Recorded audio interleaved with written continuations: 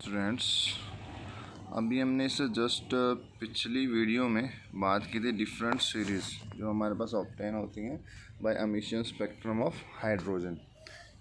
जब हमारे पास hydrogen lower to higher energy level में चला जाता है एनर्जी अब्जॉर्व करके, और वहाँ से जब वो वापस आता है तो कुछ इलेक्ट्रोमैग्नेटिक रेडिएशंस जो है अमिट करता है। उन्हीं को अगर डार्क बैकग्राउंड के ऊपर प्रोजेक्ट करवाते हैं तो आपको कुछ ब्राइट लाइंस नज़र आती हैं, जिसको हमने कहा एमिशन स्पेक्ट्रम।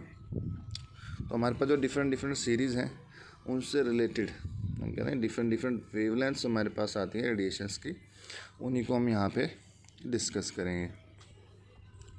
तो different wavelength of electromagnetic radiations obtained from atoms are related to different categories.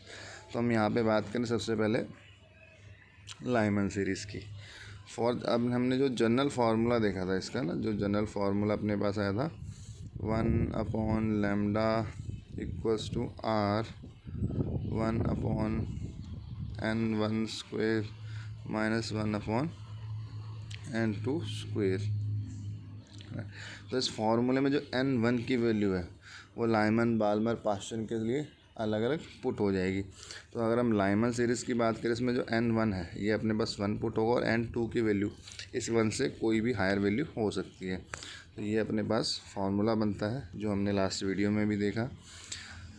इसमें इस सीरीज़ में अगर हम बात करें, अगर आप लार्जेस्ट वेवलेंथ की रेडिएशंस फाइंड करना चाहते हैं तो उसके लिए जो n2 है इसकी हम सबसे स्मॉलेस्ट वैल्यू पुट करते हैं। तो इसमें लाइमन सीरीज़ के लिए इसकी स्मॉलेस्ट वैल्यू है अपने पास 2। तो अगर आप लार्जेस्ट वेवलेंथ फाइंड कर रहे हैं तो आप n2 को पुट कर दोगे 2, और यहाँ से जब आप n1 की वैल्यू, n2 की वैल्यू, r की वैल्यू पुट करोगे तो एक वेवलेंथ आएगी। वेवलेंथ आती है 1216 एंगस्ट्रॉम। सिमिलरली जब आप स्मॉलेस्ट वेवलेंथ फाइंड करेंगे तो आप n2 की हाईएस्ट वैल्यू पुट करेंगे। हाईएस्ट वैल्यू कितनी हो सकती है? इन्फिनिटी। तो for the shortest wavelength of this series which is called the range boundary to be 4, n2 आप पुट कर देंगे इन्फिनिटी, तो हमारे पास आता है 912 एंगस्ट्रॉम। मतलब जब आपको लार्जेस्ट वेवलेंथ फाइंड करनी है तो आप n2 की स्मॉलेस्ट वैल्यू पुट कर देंगे, और जब आपको स्मॉलेस्ट वेवलेंथ फाइंड करनी है तो आप n2 की लार्जेस्ट वैल्यू यानी कि इन्फिनिटी पुट कर देंगे। तो यहाँ पे हमारे पास एक रेंज आ जाती है कि हमारे पास लाइमन सीरीज़ में 912 एंगस्ट्रॉम से लेकर 1216 एंगस्ट्रॉम तक की वेवलेंथ पॉसिबल है। और ये जो वेवलेंथ है ये हमारी वेवलेंथ आती हैं अल्ट्रा वायलेट रीजन के अंदर। तो this whole series come in the ultra violet region. तो अगर क्वेश्चन भी आता है कि जो लाइमन सीरीज़ है वो किस रीजन के अंदर आती है, वो हमारे पास आती है अल्ट्रा वायलेट रीजन के अंदर। नेक्स्ट हमारे पास इसमें है बाल्मर सीरीज़। तो when electron transit from higher energy level to second energy level, जब सेकेंड एनर्जी लेवल तक आते हैं the wavelength of electromagnetic radiation that is received is related to the Balmer series. तो यहाँ पे आप जो n1 है उसकी वैल्यू हम 2 पुट कर देंगे, और n2 की वैल्यू कोई भी 2 से हायर वैल्यू 3, 4, 5 पुट कर सकते हैं। यहाँ भी जब आप लार्जेस्ट वेवलेंथ निकालेंगे तो n2 की स्मॉलेस्ट वैल्यू पुट कर देंगे, जो कि हमारे पास बाल्मर के लिए है 3। तो मैं 3 पुट कर दूँगा, ये मेरे पास आ जाती है लार्जेस्ट वेवलेंथ। सिमिलरली जब आप स्मॉलेस्ट वेवलेंथ फाइंड करेंगे तो आप n2 की हाईएस्ट वैल्यू पुट कर देंगे इन्फिनिटी। तो यहाँ से आपके पास वेवलेंथ आती है 3646 एंगस्ट्रॉम। तो ये हमारे पास हो गई बाल्मर सीरीज़ की रेंज, कि इसमें जो हमारे पास वेवलेंथ है 3646 एंगस्ट्रॉम से लेके 6563 एंगस्ट्रॉम तक हो सकती है। और ये जो सीरीज़ है बाल्मर सीरीज़, ये हमारे पास जो है अल्ट्रा वायलेट रीजन में, और कुछ कह सकते हैं विजुअल रीजन के अंदर भी आती है। तो this series obtained in the visual and ultra violet region. तो ये कुछ विजुअल रीजन के अंदर पड़ती है और बाकी ये आती है अल्ट्रा वायलेट रीजन के अंदर। सिमिलरली आप इसमें अगर थर्ड सीरीज़ की बात करते हैं पास्चन की, इसमें जो n1 की वैल्यू है उसको हम 3 पुट कर दें, n2 हमारे पास 3 से हायर कुछ भी हो सकता है 4, 5, 6। यहाँ पे अगर आप लार्जेस्ट वेवलेंथ फाइंड करते हैं तो n2 की स्मॉलेस्ट वैल्यू पुट कर दें 4, तो ये मेरे पास लार्जेस्ट वेवलेंथ आ जाती है। Similarly for smallest wavelength n2 को आप इन्फिनिटी पुट कर देंगे, स्मॉलेस्ट वेवलेंथ आ जाती है। तो ये हमारे पास बन जाएगी पास्चन सीरीज़ की रेंज। और ये जो पास्टियन सीरीज़ है ये हमारे पास पड़ती है इंफ्रारेड रीजन के अंदर, infrared reason of the electromagnetic spectrum. फिर हमारे पास जो नेक्स्ट सीरीज़ आती है इसमें सीरीज़ नंबर 4 ब्रैकेट। तो इसमें ब्रैकेट में हमारे पास N1 की जगह आप 4 पुट कर देंगे और N2 की जगह 4 से कोई भी हायर वैल्यू 5, 6, 7 आप पुट कर सकते हैं। यहाँ भी सिमिलर आपको जब लार्जेस्ट वैल्यू फाइंड करनी है तो N2 की स्मॉलेस्ट वैल्यू जो कि यहाँ पे 5 पुट करेंगे, ये हमारे पास लार्जेस्ट वेवलेंथ आ गई। सिमिलरली जब आप स्मॉलेस्ट वेवलेंथ पुट करेंगे तो N2 को पुट कर देंगे इन्फिनिटी, तो ये आपके पास आ जाएगी स्मॉलेस्ट वेवलेंथ। तो ये हमारे पास रेंज हो गई है ब्रैकेट सीरीज़ की। और जो ब्रैकेट सीरीज़ है ये भी हमारे पास जो है इंफ्रारेड रीजन के अंदर ही आती है। इसके बाद जो नेक्स्ट सीरीज़ अपने पास है PF या P फंड सीरीज जिसको हम कह सकते हैं। इसमें हमारे पास N1 की वैल्यू 5 होगी और N2 की वैल्यू 5 से कोई भी हायर 6, 7, 8, 9, 10 हो सकती है।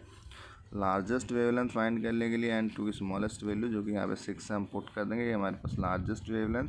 स्मॉलेस्ट के लिए आप N2 को इन्फिनिटी पुट करोगे तो ये मेरे पास स्मॉलेस्ट वेवलेंथ। तो बेटा प्रोसेस सभी में सेम है।